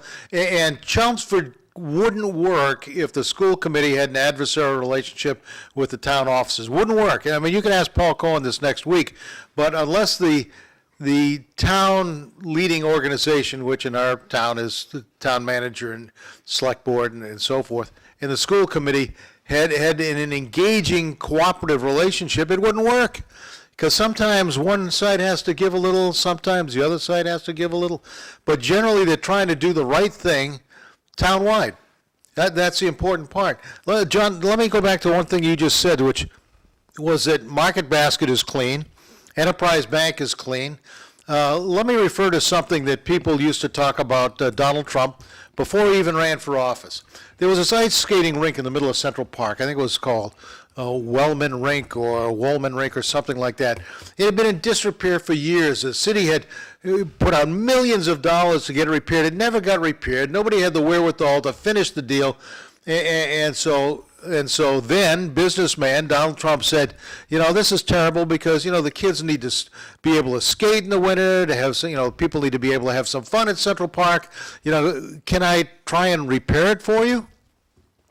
And the city said, yeah, please, what are you going to do? And he said, basically, I don't know, but I'll find out a way to fix it. And so what he did was, just think about this for a second. What he did was, okay, now who knows anything about skating rinks? Who can I go talk to that knows something about skating rinks and can take a look at this mess and tell me how to fix it and point to the people that know how to do the repairs? And he went to the Montreal Canadiens, who know a little bit about skating rinks. So we got people from Montreal to come down and take a look at it, and the people that maintain their skating rink in Montreal came down and take, oh yeah, you got to do this, got to do that. Well, how much is this going to cost? They gave him a number. He said, no, that's too much. You got to do it for less than that. And so they dropped the price to a fraction of what they had already wasted to get nothing done. And within a year, that skating rink was up and running and perfect because he went to the people that knew how to do it, and he told them what they had to do, and they did it. This is what happens when you hire our friends. What? Was anyone fired from the school maintenance department because the maintenance department didn't do its job for the last 30 years? I don't know. Yeah, what I would say there, though, about the last 75 years, you'd have to go back that far to point the finger, because nobody's been maintaining our schools. One of your newest schools is right on Pine Street, the Malloy School. Right now, I don't know, maybe 20 years, but when I was on the school committee, it was only 7 years old. 2 out of 3 of the boilers weren't working with oil all around the floor. The roofs were leaking. I used to blame it all on, taking the low bidder, and you're not getting the right contractor. Bobby, I'd go across the street. I know, I'm just saying, that's the way I used to look at it. I'd go across the street to Rogers School on voting day, and if it's raining inside the building. Yeah. That's wrong. The city's solution is buy buckets. And that's That's why, what buckets are for. that's the way it has been. I agree 100%. But for the past couple of years, You look at the Pawtucket and the Riley, all these things have been, a lot of things have been fixed. So they're showing me for the first time in ages that this city council is doing a lot of work for the schools. Well, I was And then the amazed. other night it ended. It ended again. We're Last- back in the rut. I think it was last Friday, where they had a thing for the veterans down at the State House. Now, I haven't been down to the State House in 10 years. The last time I was down to the State House, it was a pig pen. The place was filthy. You can eat off the floor in the State House today. Good, Fantastic. I could not believe the difference. good. Fantastic job. Very helpful people. 10 years ago, you drive up to a security guard, he'd look at you and he'd close his door and sit down. Not helpful. Now they step out of their booth. Can I help you? Hey, how you doing? Having a good day? What a difference in attitude. And I would love to have the person who runs the State House come up to Lowell and teach Lowell how to be charming, helpful, Yes, manners, just manners. be able to eat off the floor in our buildings. You know, over the years, sitting here with your wife, Glenn, I remember one big issue. She was always on top of the foundation budget. And then you got Sam Chase sitting to the right of me saying, Bob, you get a good bang for your buck in Lowell, okay? It's just that Sam says that all the time. And I feel like I get a good bang for my buck, even though my taxes went up double in a couple of years. They've gone up through the roof. And I think it's going to keep coming. Property taxes. Where else can most towns and cities get money? Where? Yeah, well, they can't print it, they could, things that are less intrusive is, maybe raising the taxes on meals taxes that can stay in the town. People don't notice meal tax very much. I mean, I don't. I mean, it's there, but it's part of the bill, and then I have to add a tip on top of that. That's a good way to get revenue. Excise taxes help, but they don't do the How about job. premium parking at the meter on graduation day? We have major problems with parking. Our parking Yeah. garages It's and everyone's everything. favorite time of the show. Oh, good. It's announcement time. Now, your mics are still operational, so if you say something, it's going to go out there. Oh, I'll choose what I say carefully. So you always do, but just to let you know, your mic is on. If you want to be on, if you want to be on City Life, cool. Be in touch with me. Be happy to talk about it. If you want an announcement, just send it a text or email me. Or best thing to do is call my cell phone. Okay, so starting not this Friday, next Friday, Lowell Farmers Market is going to be up and running. Fresh vegetables starting next Friday at 358 Dutton Street. And just so you know where that is, if you're going down Dutton Street towards City Hall, and you come up to there's a bridge on the right-hand side, take the turn at that bridge, and as soon as you go over the bridge, look to the left-hand side, they'll have a group of tents there where they'll be selling all their fresh vegetables. So that's starting next Friday from 2 to 6 p.m. Okay, so today is the 29th of May. And if you want to eat, you want to have a nice lunch, it's $2 over at the Lowell Senior Center. If you don't have the $2, they'll let you eat for free. And today they're having the traveling chef, so I don't know what they're going to have, but it'll be a yummy stuff for $2. Today, out in charming Chelmsford, we have a sausage sub, French fries, 3-bean salad with an apple. Sounds yummy, Glenn. I may stop by. And out there, it's a little bit more money out in Chelmsford, $2.50. And if you're under 60, it's $4.50. So you can bring a younger friend with you if you want to. Last night they had this at Immaculate Conception Church, and I got a Pat Father Sonella on the back because the place had a wicked good crowd, and for people having a mass for those who have cancer. So congratulations, Father Sonella, nice job. Tonight, Dan Finn is having a fundraiser, and I talked to Regina Fadacanti, and we're going to hook up together and get out and take a look at this tonight down to Cobblestones. But at any rate, campaign fundraiser to elect Dan Finn, candidate for Lowell City Council, District 3, Thursday, May 29th. When's the election? The primary will be September 9th, I believe, and then November 4th. 6 to 8, they're all having parties. 6 to 8, Cobblestones. It's a good way to find out, do you got good support or you don't? National Park work, yesterday, City Council Paul Raphael brought this in yesterday. It's National Public Works Week. Employee Appreciation Day is today. So if you want to go shake the hand of the guy who fixed your pothole, the guy who's cutting the grass, these guys are on the ground making the city look beautiful as they can. Head up to Shed Park from 11:30 to 2. There's going to be free food, desserts, games, so consider heading up to Shed Park and shake their hands. They're doing a great job. Thank you to the Public Works Department. Corey Robinson, he's having a party. Got to hit the shrink down a little machine here. Corey's having a party this weekend. It's Friday, May 30th, 5:30 to 9:30 p.m. at the Don Polsky Club. That's over in Centerville. Hope to see you over there. Corey's a good guy. Looking forward to that. Barbecue food too, so people will show up. Oh, it's barbecue food? Yeah. Good. So Montessori St. Clair, if you have somebody who needs prayers, phone number down there, give them a call, leave them voicemail if they don't answer the phone, and they'll pray for whoever needs prayers, and very effective. So if you need prayers, consider calling my friends at the Poor Clare Nuns at the Monastery of St. Clair. Memorial Day commemoration in lovely Lowell, Massachusetts is going to be this Saturday, May 31st, from 12 to 3 p.m. at the JFK Plaza, 375 Central Street. Let me get that little guy out of there. So hope to see you over there. That's going to be this Saturday at the conclusion of Memorial Day week, and at 12 to 3 p.m. at JFK Plaza. Why isn't this going to the next one? Okay. This is good. They're going to have a public. We'll talk about this. Okay, go ahead. Oh, no, you go. I didn't read. This is going to have the Zoning Board of Appeals meeting is going to be at the Chelmsford Police Department on June 5th to talk about these loud trucks.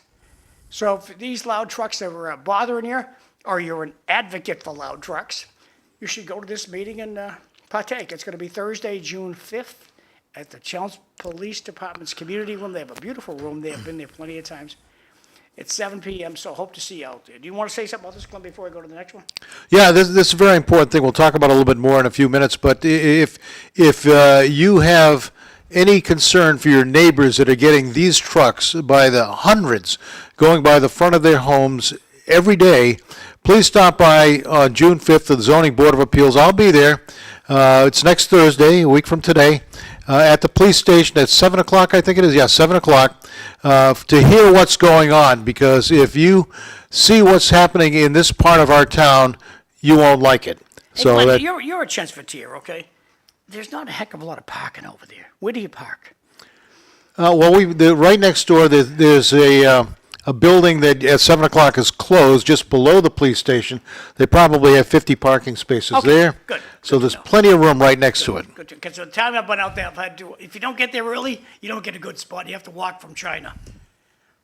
So, Greek Festival, this weekend at Transfiguration, they're having a Greek Festival. I don't have any paraphernalia on that, but I see the signs up as I'm driving around through Lowell. So they're having the Greek Festival.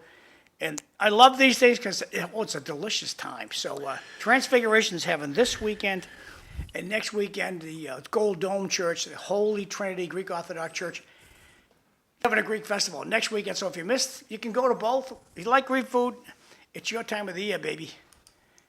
The end of school's coming up, so the kids will be home pretty soon. So enjoy the peace and quiet.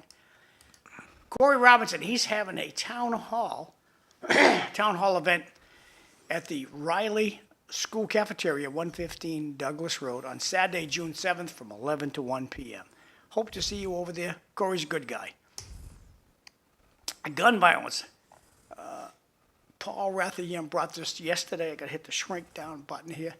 First annual gun violence awareness vigil. It's going to be Friday, June 7th at 10 a.m. at the Lowell City Hall.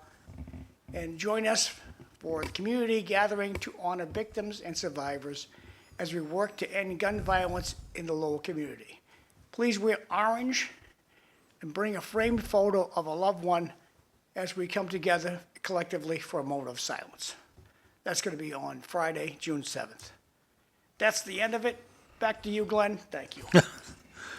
You know, Glenn, talking about that meeting for the the appeals over the trucks using that road there in Chelmsford. Didn't you have that problem on 110 at one time with hot topping trucks going off of 110 on Littleton Road, I believe? Yeah, it wasn't quite as bad. Behind where I live in Chelmsford, there is an asphalt plant, and the trucks were, coming there at all hours of the night sometimes. So they restricted the amount of time that they could leave that asphalt plant and go anywhere. It's been much less of a problem as I can recall over the past years. The biggest problem with the asphalt plant is it stunk. They weren't cleaning the vapors of the asphalt processing out of the plant stacks appropriately, and if the wind was blowing the wrong way, you'd want to throw up. Well, that's not good. So they had to take care of getting the scrubbers repaired in the asphalt plant, and it hasn't been, as yet this year, it hasn't been a problem. Now, sometimes during the year, you'll find that it smells bad, and you just call the town, they go over and say, hey, something's not working right, we're going to shut you down if you don't clean up your stacks, and they do. So that's a good thing. But on what John just read a little bit earlier, there is an aggregate facility on the west side of Route 3, in North Chelmsford, and there's an asphalt plant in Westford. And Westford passed a law where trucks could only turn in one direction coming out of that asphalt plant. They couldn't turn towards Westford, they could only turn towards Chelmsford, but that's not the issue. The aggregate plant is sort of attached to the asphalt plant. It's on the same property, but they don't have, curiously enough, a road connecting the two. I mean, there are roads, but perhaps they're not big enough to take these trucks that are full of aggregate on the roads inside the asphalt plant's property. So they come under Route 3, under the bridge that Route 3 has over a road in Chelmsford, and these enormous trucks, big tonnage, drive through the neighborhoods in North Chelmsford by the hundreds every day. Smokestacks pouring out smoke, product falling off the trucks into the neighbors' yards. And I looked at the videos a few weeks ago, and two trucks going in opposite directions can't pass each other unless one truck pulls half off the road. And this has been going on for years, and the reason why it's been going on is they need to be able to, leave the asphalt plant and the aggregate plant, and deliver the aggregate products all over New Hampshire and Massachusetts without going through So Westford. Glenn, help us out. Where is this? You got the map of. Okay, Route 3. So what you want to find is a street called Ledge Road in Chelmsford. So it's north of that, and okay. north and to the left. Keep going. You're almost there. Dunstable Road. Keep going. There's Ledge Road on the left right now. You take a look at Ledge Road on the left. I'm not seeing it. And, I got it over yeah, here. yeah, and where it goes under Route 3, keep going, Yeah, okay. keep going, right there. So that's the problem, right there. So you see the aggregate facility on the other side of Route 3. So the trucks leave there and go through Ledge Road. Now we're getting a beautiful picture of it here. And then they go down Dunstable Road, and they continue down Dunstable Road to where they intersect with Route 40. So you'll see they got a little bit of a trip there through neighborhoods where people live and have houses and have kids and mow their lawns and everything else. And so if you go to the right, that's the aggregate plant. Now if you look, while you're on that side, John, go to the aggregate plant again and then go down, and you'll see where the asphalt facility is. There's a big asphalt facility. There is a road, it's kind of tough to see there, that goes between the aggregate plant and the asphalt facility. And so coming out of that asphalt facility, Westford says you can only turn to the left to head towards Route 3, towards Chelmsford, if you're coming out of the asphalt facility, which is not technically connected to the aggregate plant yet. And so that puts traffic on Route 40 heading towards Route 3 to go whichever direction they want to go in. Newport, traditionally, their vehicles are registered in New Hampshire. I don't know They did a that. project on Highland Street, and I was amazed at how many vehicles they have that have New Hampshire plates on the Probably truck. cheaper. The employees worked out of New Hampshire. So a lot of these guys and gals driving these trucks, they don't carry a Massachusetts driver's license. So this is an issue where I hope they're going to bring the registry of motor vehicles into this, because I don't know how legal this is, that this company is riding around with New Hampshire plates on their trucks, operating in Massachusetts. It's a gray area, I understand, And there are a lot of construction companies that pull this little trick out where the employees work for a company in New Hampshire, but they're assigned to their duties in Massachusetts. An interesting. Be interesting to see how legal that is. Now, the same picture that you see there, go under Route 3, just look at it. See Main Street, where it says Main Street there? Yeah, and where Main Street connects to Route 40, right at that little intersection, right there, see where Main Street and Route 40 intersect? That's where Bill Olson lives. Yeah, Okay. Up in the upper right-hand corner, and those trucks go all through the Chelmsford neighborhoods. They pop out right at that top Glenn, end of. if you were king, where would you have these trucks go? I'd have them By drive. somebody else's house. I'd have them fix the road between the aggregate plant and the asphalt plant. You can barely see it there, but there's a road that goes between the two, right next to Route 3. And so you see the little road in the trees there? Yeah, look at a little bit up now. That's a solar plant there. See the road right there? You can see it on the right. It's the cutaway in the trees. So there is a road that goes right there between the two. It goes right down to the asphalt plant, and I have them take that road to get the heck out of there. But apparently they don't want to spend the money. But still, they get down this road here. Yeah, Now where do they go? keep going. They go down to the asphalt plant, Yep. and they go out to the exit of the asphalt plant and take a right on Route 40. That way they don't go through any neighborhoods. They go right out on Route 40, get right onto Route 3. Gotcha. But the asphalt plant and the company that owns both the aggregate plant and the asphalt plant would have to improve that road. But, why not? They're on the road making business, not a hard job. Exactly. I look at it from the fundamental point of view. Legally, they may be able to drive hundreds of trucks through Chelmsford family neighborhoods every day, polluting with the smokestacks, dropping aggregate, damaging the roads, and so forth. And they have no responsibility to do anything about it. And so I think the building inspector in Chelmsford put a cease and desist order on them, and I have to see the details on that.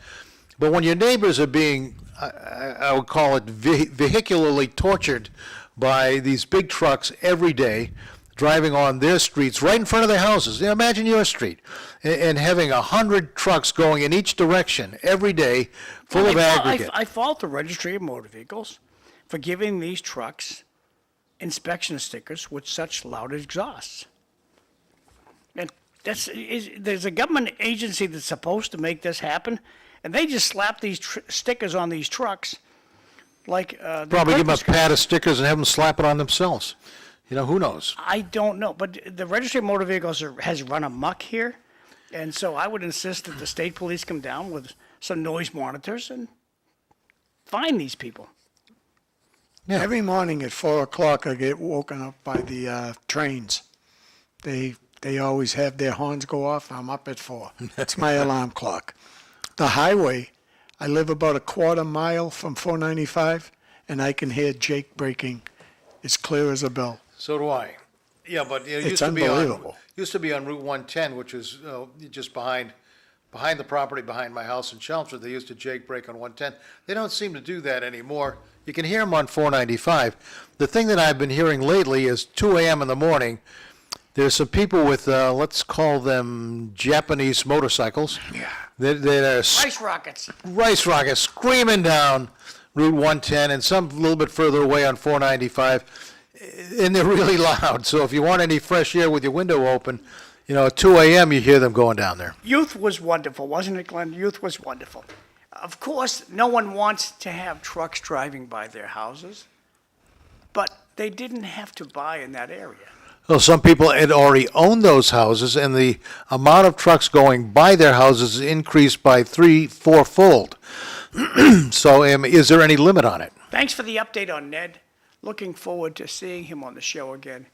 He's like Rocky, training to come back for an election season. That's from Bart. Thank you, Bart. We just had Bill Olson on the show not too long ago. I really enjoyed having Real him smart guy.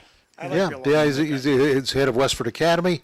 He retired, sort of, and now he's running the schools in Merrimack, New Hampshire on an interim basis, and he's the guy to do it. Because if anybody knows anything about schools and running schools, it's Bill Olson, and he's a great guy, too. You know what I really love about Chelmsford is I just picked up on this year. They separate their 5th and 6th grades from 7th and 8th. I love that. I think Yeah. we tried to do something like that a few years back. Dr. Kafawi from Chelmsford tried to do it, keeping 4th graders back just 1 year. Yep. Keep them back just 1 year, let them stay in the elementary level, and then send them off just to help mature them, you know? Yeah, they're looking at a new structure. If we build that new school, we will be building a new school in Chelmsford for middle school. So they're looking at a new structure for that, and I'm not sure what they've settled on. So they've got a variety of approaches for that. But one closing remark, on the Zoning Board of Appeals meeting a week from today, June 5th, Thursday night, 7 o'clock, at the police station auditorium, if you are in North Chelmsford and these trucks are driving by your property, please be there. But if you're a town meeting rep in Chelmsford, and I live about as far away from North Chelmsford as you can get, if you're a town meeting rep in Chelmsford, you care about the community, even those people that are on the other side of town that takes you 20 minutes to get to, you should come to the meeting as well to find out what's going on, because I think there'll be presentations on the status of the properties that all these trucks drive by, and, you know, ideas on what might possibly be done about them, because they've asked for a stay on the zoning, on the cease and desist order from the town. And I think after this particular meeting, the stay will be dropped, and the limitation on the trucks will still be in place. But if you're interested in what your neighbors are going through, please come to the meeting on June 5th at the police station, 7 p.m. It's important for the town because we all live there. You know, I use Route 40 as a cut through to get to Townsend. I won't go on 495. I refuse to hit 495 It's bad on some days. Yeah, unless I have to. Really bad. A good comment from the audience. Who would be blamed if you bought a condo at Heinz Tavern with no parking? And I can see it happening. Where's Heinz Tavern? Down to the corner, the end of the connector, right across from Enterprise Bank. They're gonna put 30 units in there with like 12 parking spaces, 15 parking spaces. That's not legal. In Lowell it is, because the Lowell City Council passed a law saying. That you don't need to have parking? You don't have to have parking. That's absurd. Thank you, Lowell, that's my take, the Lowell City Council, Guys, that's what they passed. how about thinking for a change? You know, in Chelmsford, you can't do that. You can't have no parking for a condominium complex in Chelmsford. There's one being put in right now in the center of town, where right next to the Gulf Station. Beautiful buildings, at least they're attractive. They're not painted like, you know, grade school colors. They're attractive buildings, they're fairly compact, they're expensive, $700,000 each, plus a homeowner's fee of, I don't know what it is per month. Great location, but every building's got parking, you know, for at least one car and maybe two. When I look around here now, because people in my neighborhood, they've improved their houses. What used to be an attic upstairs is now 2 units. So on a Sunday morning, when you drive around this neighborhood, every parking spot on every side street is gone. Can't find a parking space anyplace. There's gonna be 70 cars for this new place they're putting, that the city council said, yeah, we just want your tax money. The hell with the citizens. And that's my takeaway. And I know city councils get ticked off at me when I say that, but I gotta ask the city council that's watching today, where's your car parked? Is it parked at the depot? That's what you're telling the people at the Heinz, down at the former Heinz site. Park at the depot. Yeah, enjoy the walk. Same to you, city councilors. In the winter. Enjoy the walk in the winter. Yeah. You know? So am I wrong in making the kind of broad sweeping statement that there seems to be less and less common sense these days? You know, I'm just an engineer. And so when I look at a problem, I try to look at it in its simplest form and say, okay, you know, how do we solve that problem? You know, if you want more tax money for Lowell, is the right answer, I'm going to build buildings to house people that can only ride bicycles? You know? Or should they be saying, well, we'll build you a parking garage. The city will build you a parking garage, and it'll cost you, what? You know, $100 a month to park there. When you build a parking garage for the city of Lowell, last time I priced that, it was $150,000 per space. Excuse me? That's what I said too. When I did the numbers, it was $150,000 per space when you build a city garage. That's what it costs to build it? Yeah. That makes no sense either. It doesn't. But when the government's paying, they pay extra. Oh, it's that prevailing wage issue. And you're better off to have somebody build a garage for you. Like Salapoli, smart guy, he built a garage. Now, eventually, the city's going to buy that garage. Yeah, maybe. And we gave him a TIF on that too.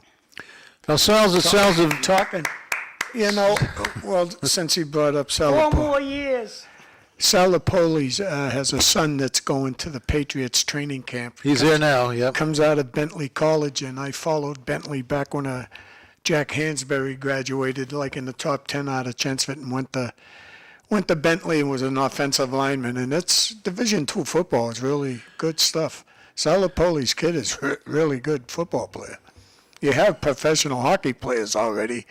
Maybe we're going to get a football player out of Chelmsford soon too. He's going to the mini camp for the Patriots. Well, we'll see how it goes. I mean, they get to pick, but just being there is an honor in and of itself because there aren't that many people that are invited. You know, so how he does and where he goes from there, it's going to be up to how well he performs and some other probably political issues. But the Patriots look like they've got a good rebuilding season going on. We'll see how that turns out. I thought the Celtics were in pretty good shape until they started breaking down. It was kind of too bad. But that happens in sports. Some years are good, some years aren't. Bobby, you got these two. When it comes to government, yes, no common sense. The people living in the new Heinz Tavern condo complex will be Section 8 renters. They do not care about the hood, BC. It's the man who owns it. Oh, because it's a man. I just think it's a mistake. It's going to be a cluster. And they might put a roundabout at the end of the connector, which... No, they are going to do that. Yeah, and that makes no sense to What? me at all. The only one who can stop it is the fire chief. If the fire chief says, no, I can't bring my fire trucks down the street. I don't want it. So it's going to take... But, you see, Golden and his pals run the city. So the developer is a friend of Golden. So Tommy's going to put a roundabout in? Yeah. Okay. Goldenville. When you go over a pothole in Lowell, Goldenville. Go over the Roger Street Bridge. Roger Street Bridge. Just go over that. Welcome to Goldenville. That's a city bridge that's just deteriorating right into the river. The state said that's safe. That's just the local government pointing. You can see the road bending. It's definitely needs some servicing. Is it the city's bridge or the state's bridge? The city's bridge. Then they should fix it. So talking about parking, I don't have the address. I wish I did. But in Boston, a couple of years ago, someone paid $500,000 for a parking spot. Then this year, I seen one. It was $700,000. Maybe a little Same bit thing better. happens in Brookline and other neighboring communities. There, it gets pretty intense trying to find a parking space, and that's why I'm never going to live in a situation like that. I mean, unless you're quite wealthy, where you can spend an enormous amount of money for your living quarters, whether it's in a multi-family building or whatever, and then spend $100,000 a year amortized for a parking space. I mean, that's think about how crazy that is. And then you have no protection for your car because in California, some of the places like San Francisco and around Los Angeles are so bad. John was talking about, people say, oh, you have to lock your car. Well, in those places, you unlock your car and you roll down your windows to show that the criminals that you got nothing to take. You don't put anything of valuable in your car and within eyesight or in your trunk so that, they know that, okay, that's just a car, we'll leave it alone. We don't have to break the window to take that package out. When law and order deteriorates that much, then you're going to have to do something extreme, which will upset some people to get it back in order. Because that's wrong. When you decay that badly, that's wrong. And unless you make a change, which is kind of the thing that President Trump wants to do across the board, is change things for the better. When people people generally don't like him because he doesn't speak the way I would speak, he doesn't act the way I would act. But the number one thing is you got to understand, he's a New York real estate investment broker and a builder. And I've dealt with the unions in New York City, and it's not fun. It can be quite boisterous at times. But dealing with them for a living, you've got to be able to take it and dish it out. And that's exactly who the person he is. He doesn't mince words. He does care about the workers. That's something his father taught him years ago, is if you don't care about the people who work for you, they're not going to work for you. Or they're going to work poorly for you. They're not going to do a good job. So show the workers that you care about them. His father taught him about economy because his father was actually picking up nails that were lying on the ground in the building sites. We have an issue, not like the trucks, it's a little different, but on Roger Street, which is a real busy street, across from Kilkenny's Pub, we have a dispensary, marijuana dispensary, and it says no left turn when you're coming out of it. And it's going to cause a few major accidents, but if I was on the police force, I'd sit across the street and just wait. I don't know what the fine is for taking that left, but when you say to a truck or anybody, no left turn or no right turn, doesn't matter which one, it should be enforced. And a lot of marijuana dispensaries, police cars sit in the parking lot of the marijuana dispensary waiting for something to happen. I mean, that's what, and you recall that in Chelmsford, we had a thing on last ballot in the fall about whether or not we would now entertain marijuana dispensaries in Chelmsford. And it was a very, very close vote some years ago when we looked at it, and we voted no. This time it wasn't even close. It was 2-1, 67%, a small number, against it. And that surprised a lot of people. And I'm saying, why are you surprised? We have marijuana dispensaries in every town that surrounds us, in Lowell, and Tingsboro, and Tewksbury. Why do we need them in Chelmsford? And the answer was, we don't. And so the people of Chelmsford spoke loudly and clearly, not in our town. I made that argument on town meeting floor when we were originally voting on it at town meeting, and there were some people that were incensed. And, that leads to then we're going to call you names, and you're not progressive enough, and you don't understand the needs of the poor people, and you know how that goes on and on. Instead of talking about it logically and looking at the data, they just want to try and dehumanize you. I don't care, because it doesn't bother me. I've been in industry. I've had worse things said. So I mean that's when you start hearing people insult you and try to take away your credibility and stuff like that with some really nasty, insane comments, they've already lost the argument. There's not much more you can say, because when they're calling you names, they're calling themselves losers. And I just leave it at that. Yeah, and I always went by say my name, any way you want. I've had some beautiful stuff said about me in my lifetime. Yeah. Paul Sullivan, for one. Do you remember Paul I Sullivan? remember Paul very well, and his wife. Paul was the best. But that's when we had two different radio stations. But I'll never forget one time, he used to write this article in the Lowell Sun every Saturday about somebody. And my wife's reading it, and he called me across from Will Rogers and Kramer.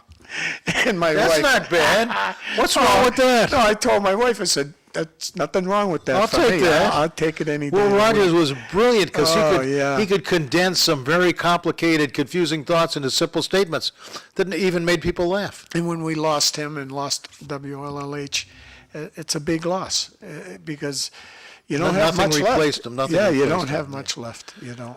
But it's okay to have differing opinions as long as people are willing to debate. And if they're not willing to debate, then they start, with this name calling nonsense, and who was it? Rosie O'Donnell called Trump yesterday the Mango Mussolini. She's lost a debate. Because when you start calling people names instead of arguing about the effects and the importance of the policies, you're a loser. And sad to say, there's a lot of good people in Chelmsford that when they start calling people names, it's just pointing the finger at themselves, saying, I don't have an argument, I just have feelings, and I'm a loser. So look at me, I'm calling other people names because I'm a loser. Well, that's the way it goes. But, there are always people ready to debate. Now you hurt my feelings. Yeah, I'm so sad. But when people do that, and some very prominent names in Chelmsford have entered that list, then that simply they're losing. Glenn, will you read these, please? I don't know who Jay is, but I'm getting to like Jay every bit more. He pays attention. Yeah, if he's entertained by us, then it was worth flipping the show on. It's not often that just Bob and I get here to talk about strange and interesting stuff, so we haven't even got them flying saucers yet. How about Elm Street, the city's first ski jump? I don't know what that is. I'll show it to you in a minute. Oh, we built some ski jumps in Chelmsford, by the way. Do you know that? Would you finish with the text, please? On Mill Road. Okay, the roads in Brookline and Newton are just as terrible as Lowell, and those communities are supposed to be affluent. They are affluent. They're not supposed to be. I know people who live in both of them, and Wellesley and Weston. Why can you take a left out of the tire place, but the weed place you can't? That's for you, John. Okay, I don't know.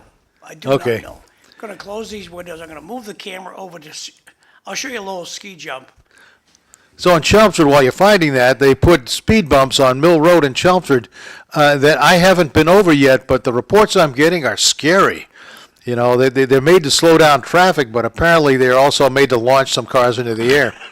It's happened to me in Somerville, around Tufts University. When I was Ubering, I was going down a road about only 40, but I hit one.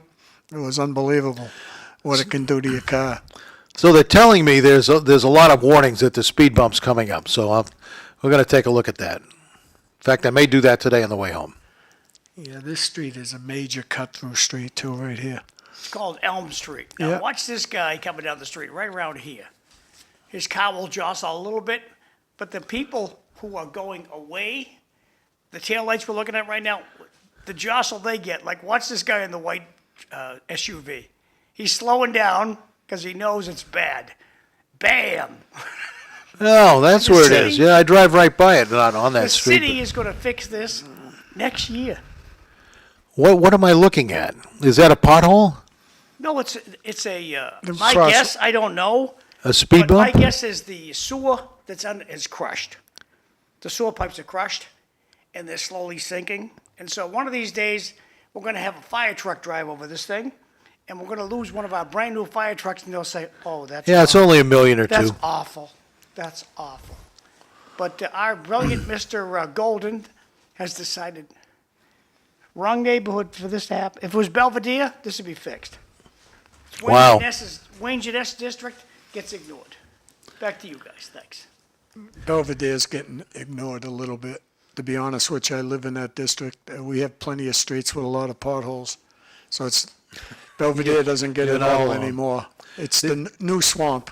There's very few places, I've been through, Carlisle, Billerica, Chelmsford and stuff like that. We have potholes, down near the end of my street that looks like you're driving on the moon. And what's really bad is when it's raining, you don't know that there's 8 inches of hole beneath that puddle until you hit it, and then ba-bang. And, there's no way you're going to get reimbursed for a broken strut or something like that from the town. That's way too complicated. So, Yeah, when they mentioned, See, Glenn, one good turn deserves another. You want to read this one? great show today. Jay is a bum, Bart. Well, at least if he's a bum and you both are agreeing, then something Well, good he must have does- happened. He is tongue in cheek. He is laughing over. He knows it's a joke. That's why the smile.